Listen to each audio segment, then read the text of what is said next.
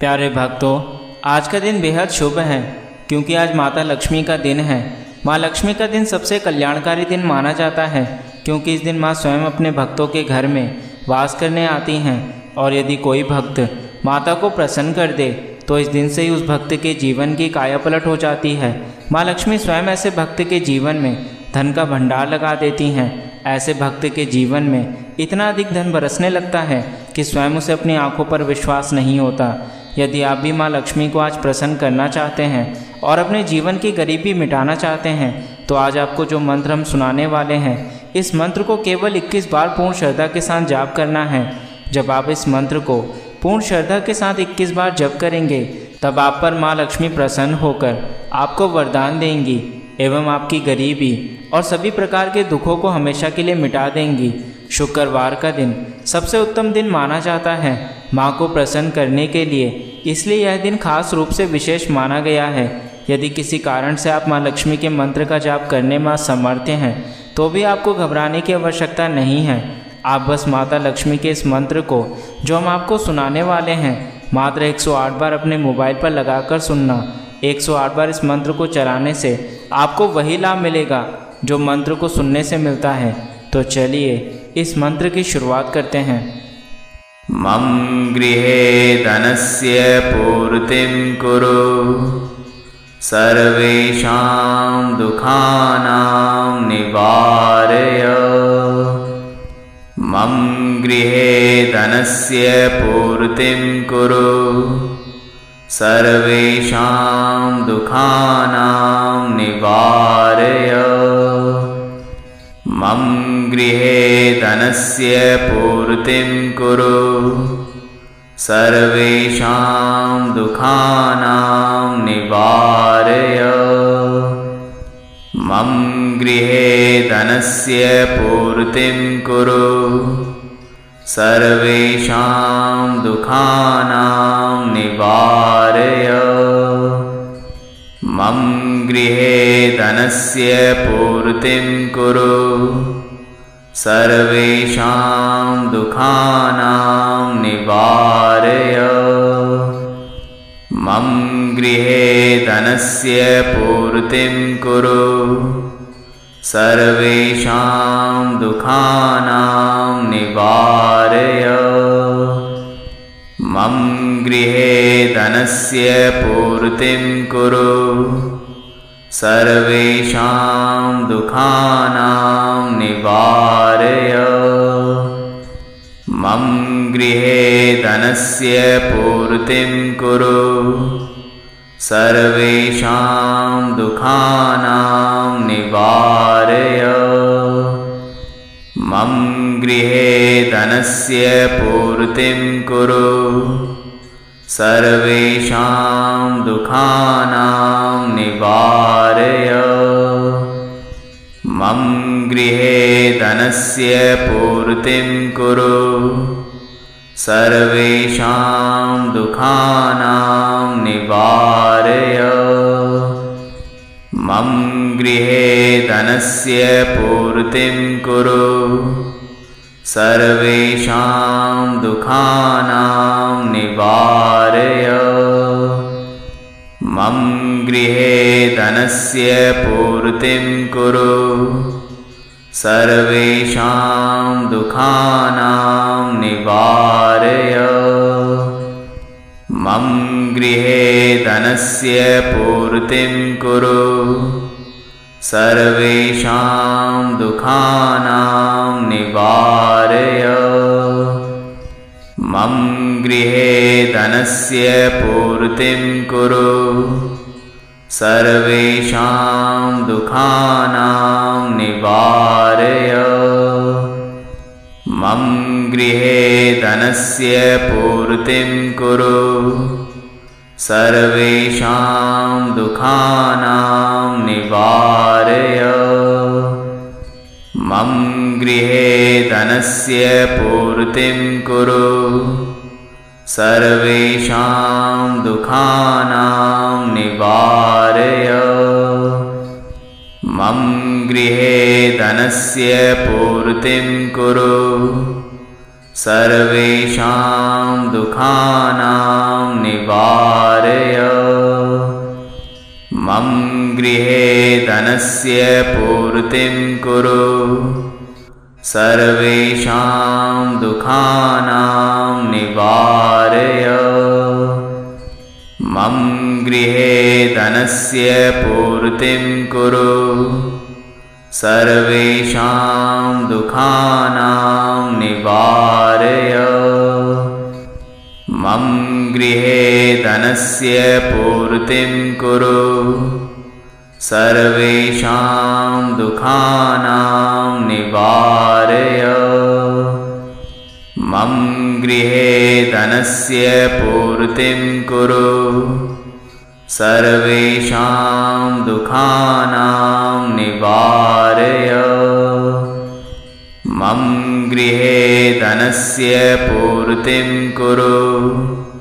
सर्वेषां दुःखानां निवारय। मम गृहे धनस्य पूर्तिं कुरु। सर्वेषां दुःखानां निवारय। मम गृहे धनस्य पूर्तिं कुरु। सर्वेषां दुःखानां निवारय। मम गृहे धनस्य पूर्तिं कुरु। सर्वेषां दुःखानां निवारय। मम गृहे धनस्य पूर्तिं कुरु। सर्वेषां दुःखानां निवारय। मम गृहे धनस्य पूर्तिं कुरु। सर्वेषां दुःखानां निवारय। मम गृहे धनस्य पूर्तिं कुरु। सर्वेषां दुःखानां निवारय। मम गृहे धनस्य पूर्तिं कुरु। सर्वेषां दुःखानां निवारय। मम गृहे धनस्य पूर्तिं कुरु। सर्वेषां दुःखानां निवारय। मम गृहे धनस्य पूर्तिं कुरु। सर्वेषां दुःखानां निवारय। मम गृहे धनस्य पूर्तिं कुरु। सर्वेषां दुःखानां निवारय। मम गृहे धनस्य पूर्तिं कुरु। सर्वेषां दुःखानां निवारय। मम गृहे धनस्य पूर्तिं कुरु। सर्वेषां दुःखानां निवारय। मम गृहे धनस्य पूर्तिं कुरु। सर्वेषां दुःखानां निवारय। मम गृहे धनस्य पूर्तिं कुरु। सर्वेषां दुःखानां निवारय। मम गृहे धनस्य पूर्तिं कुरु। सर्वेषां दुःखानां निवारय। मम गृहे धनस्य पूर्तिं कुरु। सर्वेषां दुःखानां निवारय। मम गृहे धनस्य पूर्तिं कुरु। सर्वेषां दुःखानां निवारय।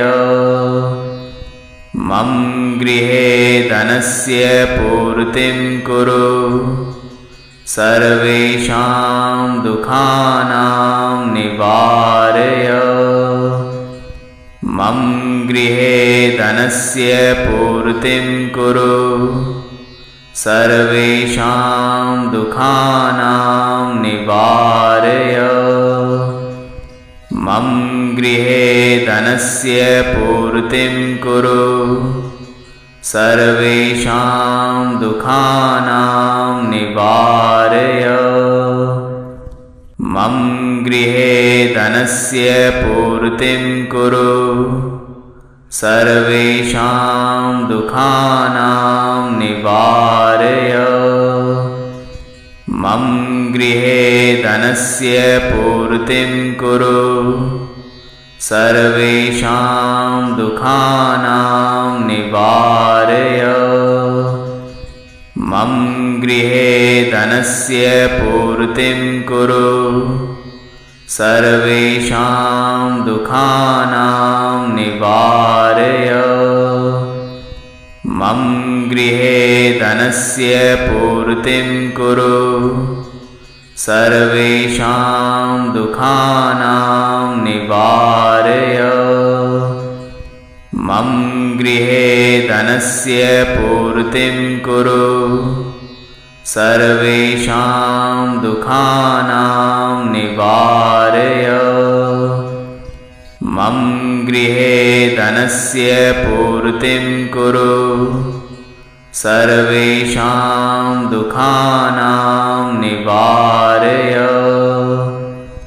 मम गृहे धनस्य पूर्तिं कुरु सर्वेषां दुःखानां निवारय मम गृहे धनस्य पूर्तिं कुरु सर्वेषां दुःखानां निवारय मम गृहे धनस्य पूर्तिं कुरु सर्वेषां दुःखानां निवारय मम गृहे धनस्य पूर्तिं कुरु सर्वेषां दुःखानां निवारय मम गृहे धनस्य पूर्तिं कुरु सर्वेषां दुःखानां निवारय मम गृहे धनस्य पूर्तिं कुरु सर्वेषां दुःखानां निवारय मम गृहे धनस्य पूर्तिं कुरु सर्वेषां दुःखानां निवारय मम गृहे धनस्य पूर्तिं कुरु सर्वेषां दुःखानां निवारय मम गृहे धनस्य पूर्तिं कुरु सर्वेषां दुःखानां निवारय मम गृहे धनस्य पूर्तिं कुरु सर्वेषां दुःखानां निवारय मम गृहे धनस्य पूर्तिं कुरु सर्वेषां दुःखानां निवारय मम गृहे धनस्य पूर्तिं कुरु सर्वेषां दुःखानां निवारय मम गृहे धनस्य पूर्तिं कुरु सर्वेषां दुःखानां निवारय मम गृहे धनस्य पूर्तिं कुरु सर्वेषां दुःखानां निवारय मम गृहे धनस्य पूर्तिं कुरु सर्वेषां दुःखानां निवारय मम गृहे धनस्य पूर्तिं कुरु सर्वेषां दुःखानां निवारय। मम गृहे धनस्य पूर्तिं कुरु। सर्वेषां दुःखानां निवारय। मम गृहे धनस्य पूर्तिं कुरु। सर्वेषां दुःखानां निवारय। मम गृहे धनस्य पूर्तिं कुरु। सर्वेषां दुःखानां निवारय। मम गृहे धनस्य पूर्तिं कुरु। सर्वेषां दुःखानां निवारय। मम गृहे धनस्य पूर्तिं कुरु। सर्वेषां दुःखानां निवारय। मम गृहे धनस्य पूर्तिं कुरु। सर्वेषां दुःखानां निवारय। मम गृहे धनस्य पूर्तिं कुरु। सर्वेषां दुःखानां निवारय। मम गृहे धनस्य पूर्तिं कुरु। सर्वेषां दुःखानां निवारय। मम गृहे धनस्य पूर्तिं कुरु। सर्वेषां दुःखानां निवारय। मम गृहे धनस्य पूर्तिं कुरु। सर्वेषां दुःखानां निवारय। मम गृहे धनस्य पूर्तिं कुरु। सर्वेषां दुःखानां निवारय। मम गृहे धनस्य पूर्तिं कुरु। सर्वेषां दुःखानां निवारय। मम गृहे धनस्य पूर्तिं कुरु। सर्वेषां दुःखानां निवारय। मम गृहे धनस्य पूर्तिं कुरु। सर्वेषां दुःखानां निवारय। मम गृहे धनस्य पूर्तिं कुरु। सर्वेषां दुःखानां निवारय। मम गृहे धनस्य पूर्तिं कुरु। सर्वेषां दुःखानां निवारय। मम गृहे धनस्य पूर्तिं कुरु। सर्वेषां दुःखानां निवारय। मम गृहे धनस्य पूर्तिं कुरु। सर्वेषां दुःखानां निवारय। मम गृहे धनस्य पूर्तिं कुरु। सर्वेषां दुःखानां निवारय। मम गृहे धनस्य पूर्तिं कुरु। सर्वेषां दुःखानां निवारय। मम गृहे धनस्य पूर्तिं कुरु।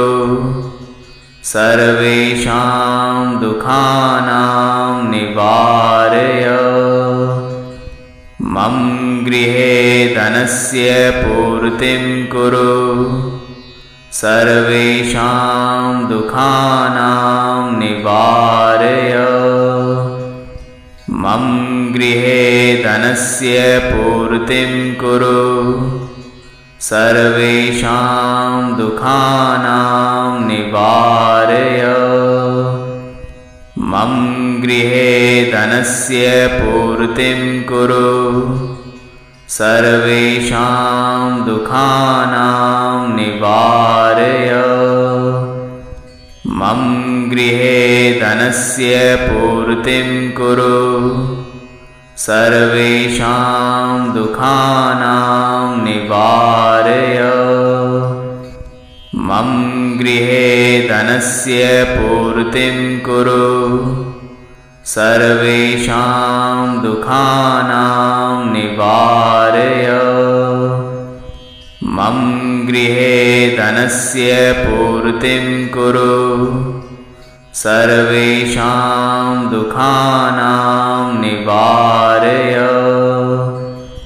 मम गृहे धनस्य पूर्तिं कुरु सर्वेषां दुःखानां निवारय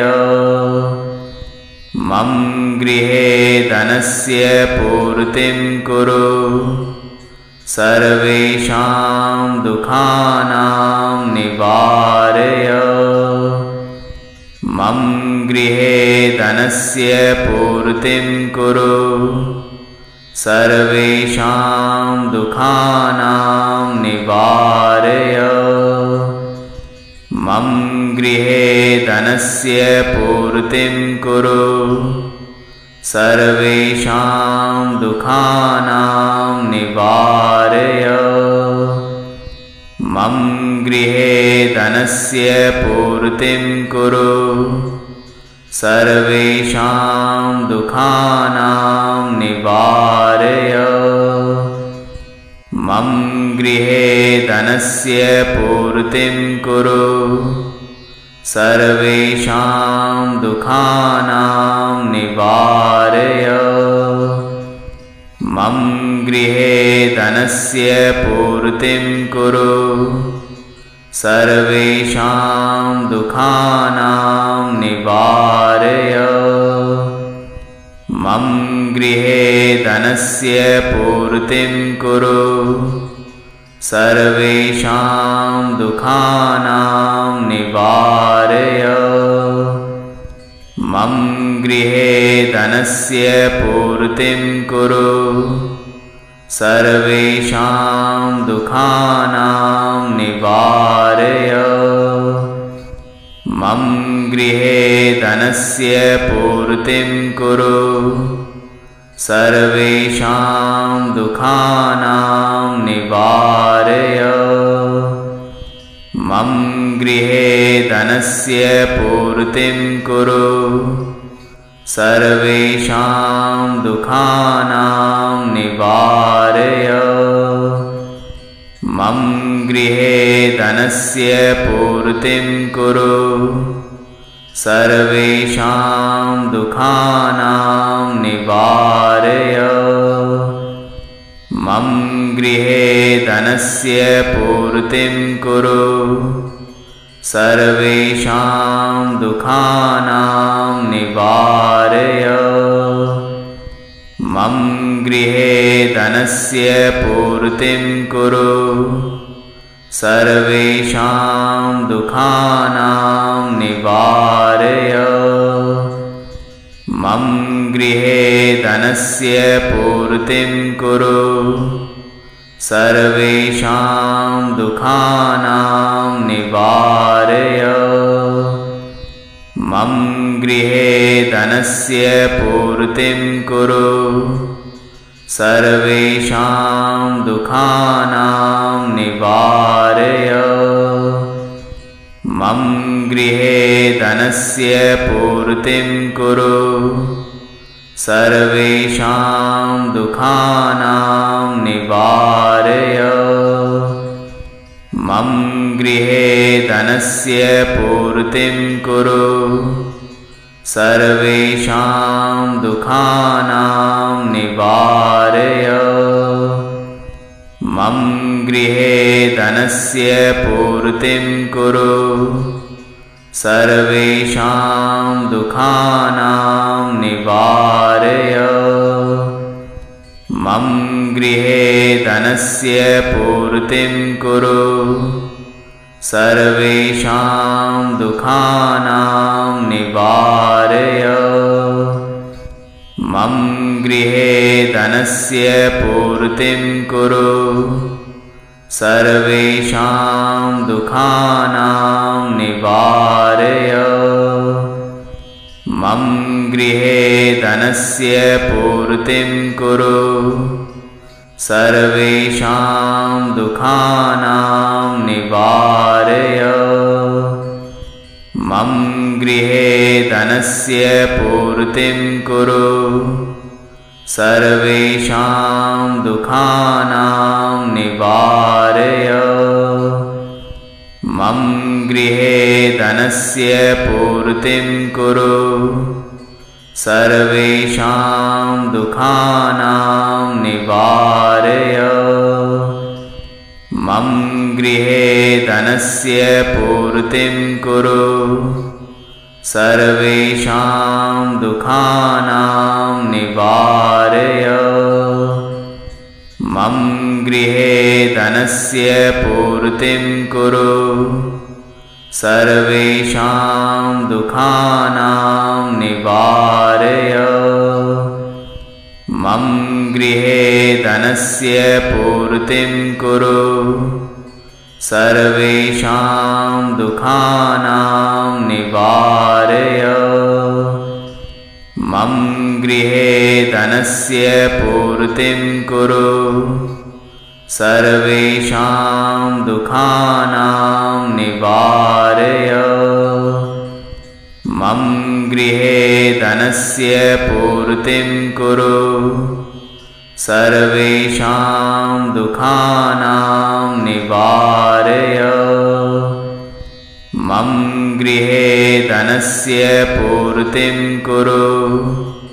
सर्वेषां दुःखानां निवारय। मम गृहे धनस्य पूर्तिं कुरु। सर्वेषां दुःखानां निवारय। मम गृहे धनस्य पूर्तिं कुरु। सर्वेषां दुःखानां निवारय। मम गृहे धनस्य पूर्तिं कुरु। सर्वेषां दुःखानां निवारय। मम गृहे धनस्य पूर्तिं कुरु। सर्वेषां दुःखानां निवारय। मम गृहे धनस्य पूर्तिं कुरु। सर्वेषां दुःखानां निवारय। मम गृहे धनस्य पूर्तिं कुरु। सर्वेषां दुःखानां निवारय। मम गृहे धनस्य पूर्तिं कुरु। सर्वेषां दुःखानां निवारय। मम गृहे धनस्य पूर्तिं कुरु। सर्वेषां दुःखानां निवारय। मम गृहे धनस्य पूर्तिं कुरु। सर्वेषां दुःखानां निवारय। मम गृहे धनस्य पूर्तिं कुरु। सर्वेषां दुःखानां निवारय। मम गृहे धनस्य पूर्तिं कुरु। सर्वेषां दुःखानां निवारय। मम गृहे धनस्य पूर्तिं कुरु। सर्वेषां दुःखानां निवारय। मम गृहे धनस्य पूर्तिं कुरु। सर्वेषां दुःखानां निवारय। मम गृहे धनस्य पूर्तिं कुरु सर्वेषां दुःखानां निवारय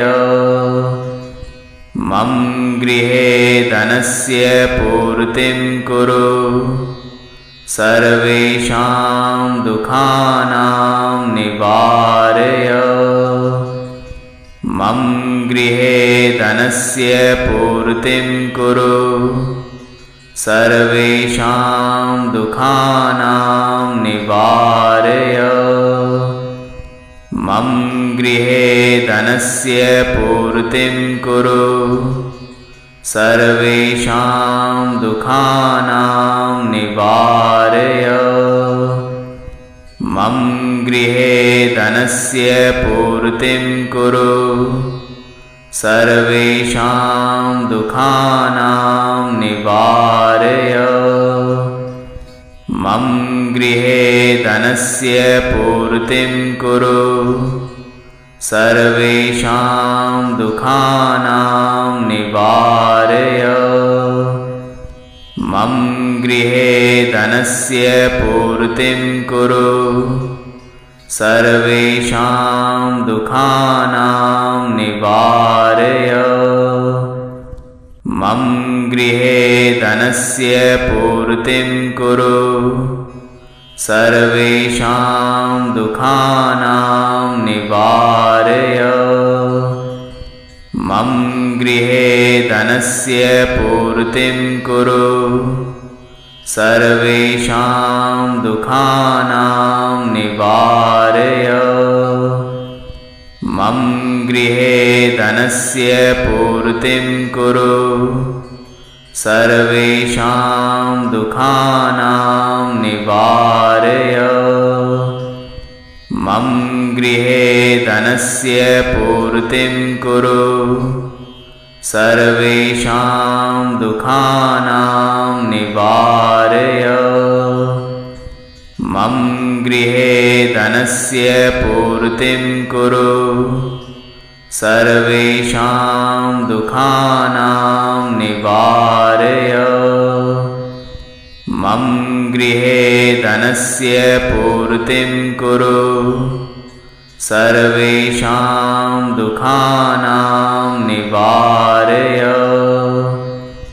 मम गृहे धनस्य पूर्तिं कुरु सर्वेषां दुःखानां निवारय मम गृहे धनस्य पूर्तिं कुरु सर्वेषां दुःखानां निवारय मम गृहे धनस्य पूर्तिं कुरु सर्वेषां दुःखानां निवारय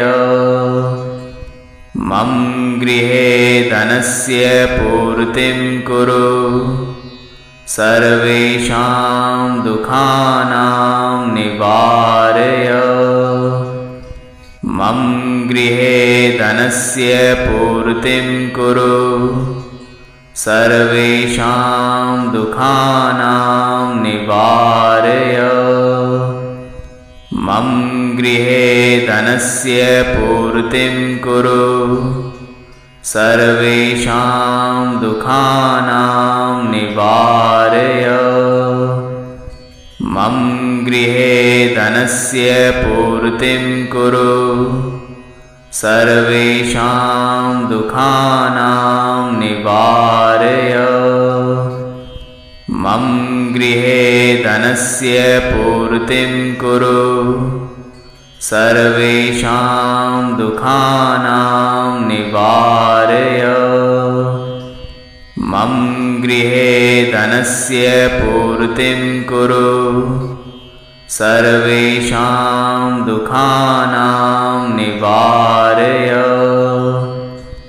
मम गृहे धनस्य पूर्तिं कुरु सर्वेषां दुःखानां निवारय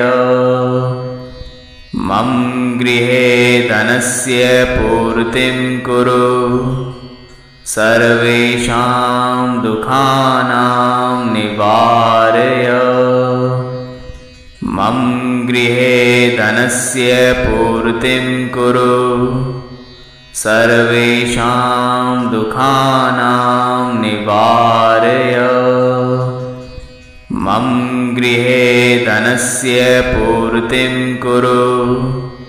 सर्वेषां दुःखानां निवारय। मम गृहे धनस्य पूर्तिं कुरु। सर्वेषां दुःखानां निवारय। मम गृहे धनस्य पूर्तिं कुरु। सर्वेषां दुःखानां निवारय। मम गृहे धनस्य पूर्तिं कुरु। सर्वेषां दुःखानां निवारय। मम गृहे धनस्य पूर्तिं कुरु। सर्वेषां दुःखानां निवारय। मम गृहे धनस्य पूर्तिं कुरु। सर्वेषां दुःखानां निवारय। मम गृहे धनस्य पूर्तिं कुरु। सर्वेषां दुःखानां निवारय। मम गृहे धनस्य पूर्तिं कुरु। सर्वेषां दुःखानां निवारय। मम गृहे धनस्य पूर्तिं कुरु।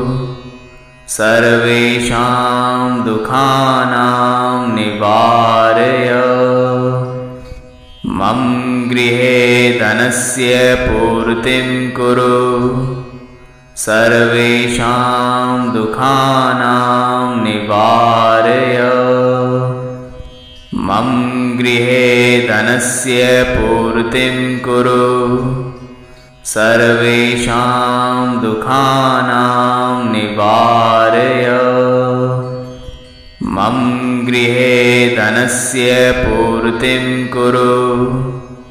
सर्वेषां दुःखानां निवारय। मम गृहे धनस्य पूर्तिं कुरु। सर्वेषां दुःखानां निवारय। मम गृहे धनस्य पूर्तिं कुरु।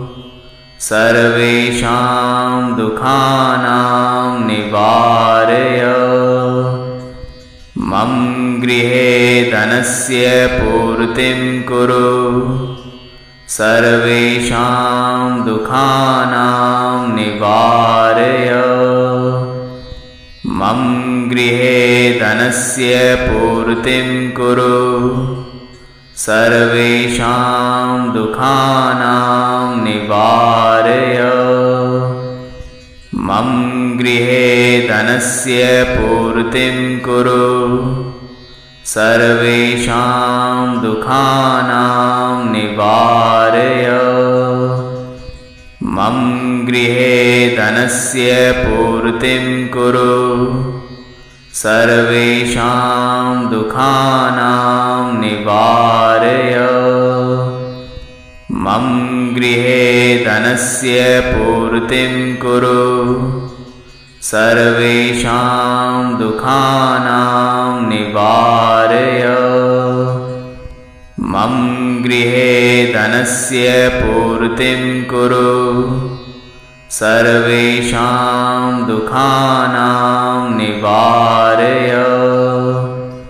मम गृहे धनस्य पूर्तिं कुरु। सर्वेषां दुःखानां निवारय।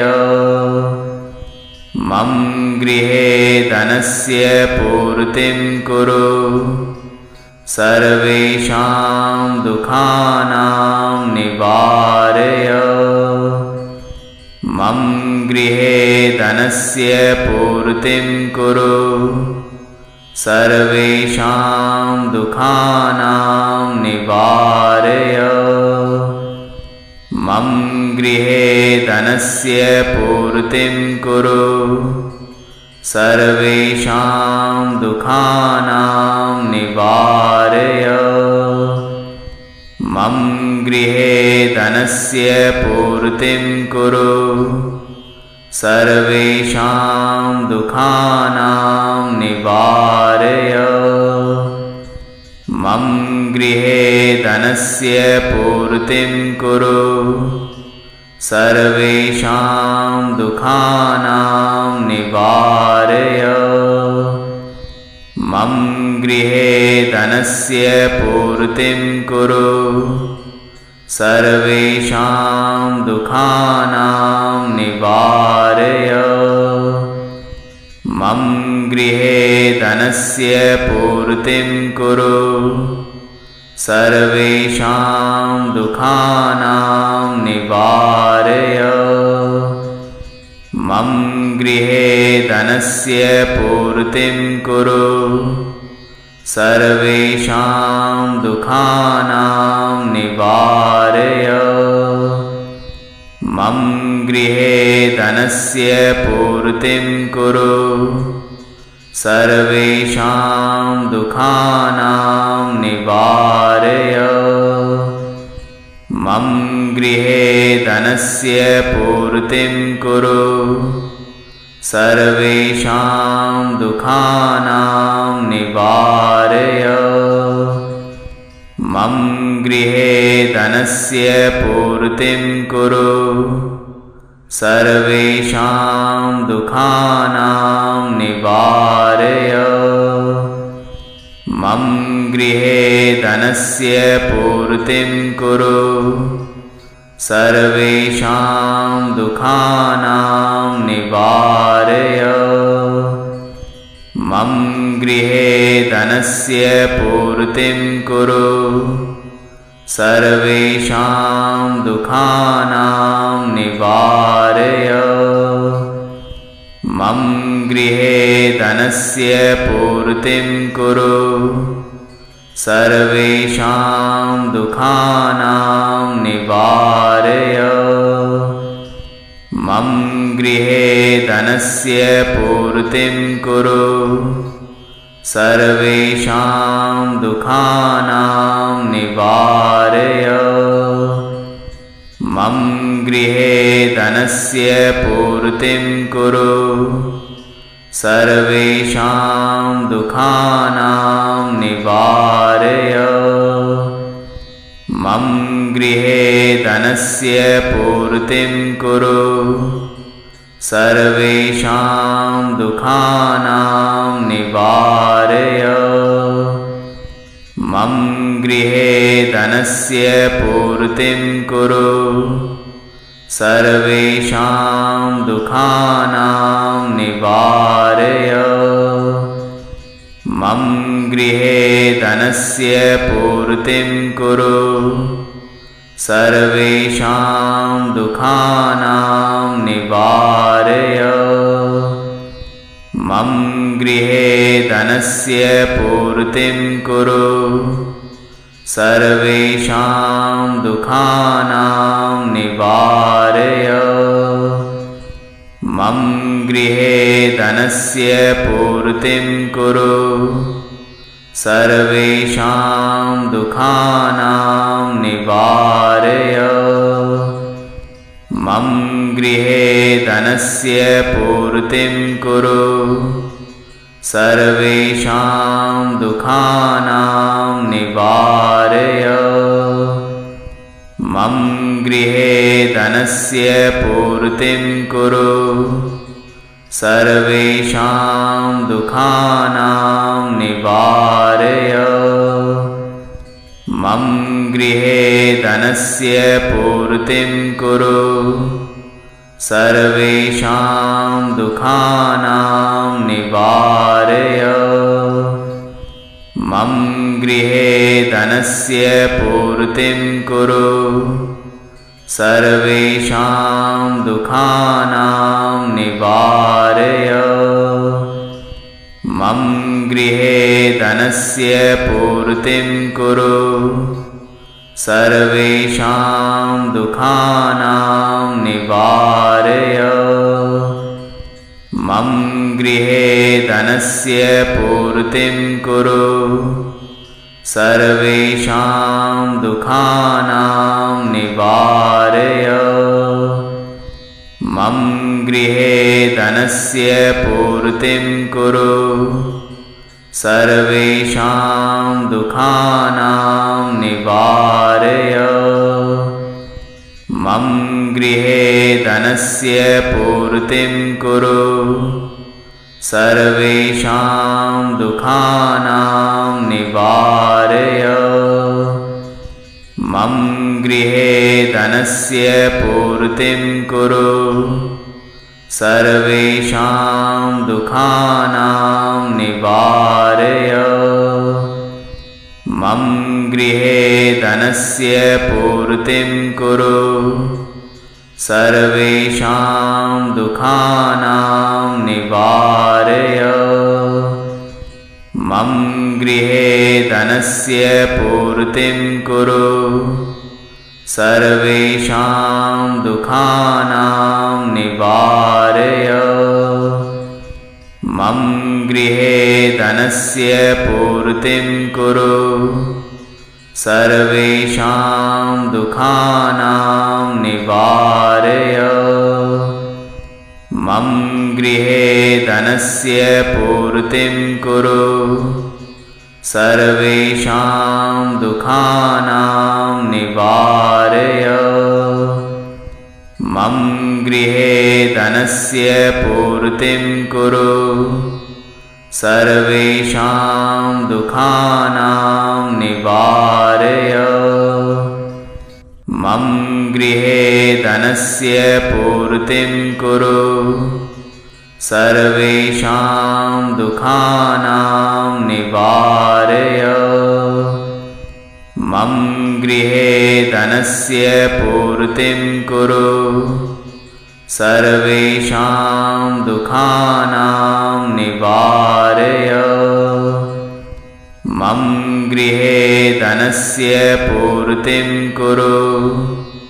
सर्वेषां दुःखानां निवारय। मम गृहे धनस्य पूर्तिं कुरु। सर्वेषां दुःखानां निवारय। मम गृहे धनस्य पूर्तिं कुरु। सर्वेषां दुःखानां निवारय। मम गृहे धनस्य पूर्तिं कुरु। सर्वेषां दुःखानां निवारय। मम गृहे धनस्य पूर्तिं कुरु।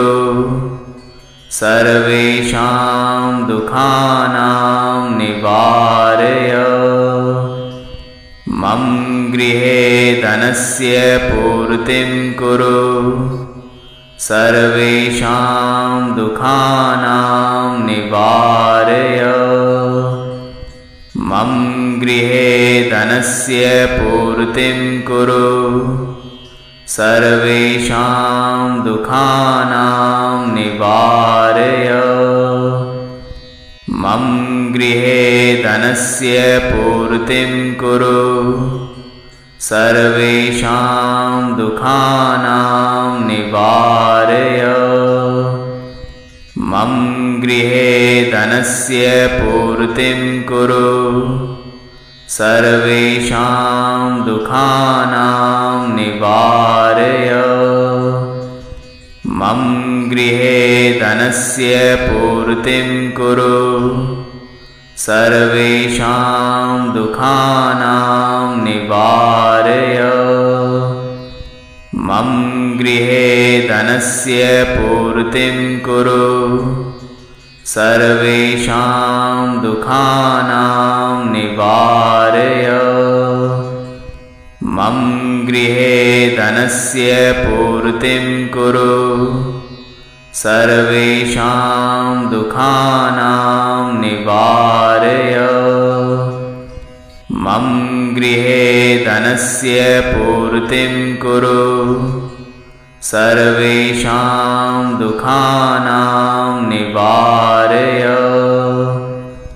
मम गृहे धनस्य पूर्तिं कुरु सर्वेषां दुःखानां निवारय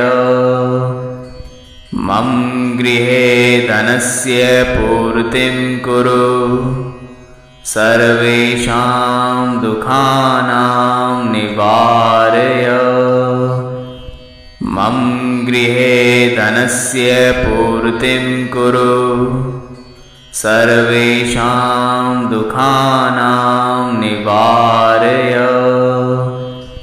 मम गृहे धनस्य पूर्तिं कुरु सर्वेषां दुःखानां निवारय मम गृहे धनस्य पूर्तिं कुरु सर्वेषां दुःखानां निवारय मम गृहे धनस्य पूर्तिं कुरु सर्वेषां दुःखानां निवारय मम गृहे धनस्य पूर्तिं कुरु सर्वेषां दुःखानां निवारय मम गृहे धनस्य पूर्तिं कुरु सर्वेषां दुःखानां निवारय मम गृहे धनस्य पूर्तिं कुरु सर्वेषां दुःखानां निवारय मम गृहे धनस्य पूर्तिं कुरु सर्वेषां दुःखानां निवारय मम गृहे धनस्य पूर्तिं कुरु सर्वेषां दुःखानां निवारय मम गृहे धनस्य पूर्तिं कुरु सर्वेषां दुःखानां निवारय मम गृहे धनस्य पूर्तिं कुरु सर्वेषां दुःखानां निवारय मम गृहे धनस्य पूर्तिं कुरु सर्वेषां दुःखानां निवारय मम गृहे धनस्य पूर्तिं कुरु सर्वेषां दुःखानां निवारय मम गृहे धनस्य पूर्तिं कुरु सर्वेषां दुःखानां निवारय मम गृहे धनस्य पूर्तिं कुरु सर्वेषां दुःखानां निवारय मम गृहे धनस्य पूर्तिं कुरु सर्वेषां दुःखानां निवारय मम गृहे धनस्य पूर्तिं कुरु सर्वेषां दुःखानां निवारय मम गृहे धनस्य पूर्तिं कुरु सर्वेषां दुःखानां निवारय मम गृहे धनस्य पूर्तिं कुरु सर्वेषां दुःखानां निवारय मम गृहे धनस्य पूर्तिं कुरु सर्वेषां दुःखानां निवारय। मम गृहे धनस्य पूर्तिं कुरु। सर्वेषां दुःखानां निवारय। मम गृहे धनस्य पूर्तिं कुरु। सर्वेषां दुःखानां निवारय। मम गृहे धनस्य पूर्तिं कुरु। सर्वेषां दुःखानां निवारय। मम गृहे धनस्य पूर्तिं कुरु। सर्वेषां दुःखानां निवारय। मम गृहे धनस्य पूर्तिं कुरु। सर्वेषां दुःखानां निवारय।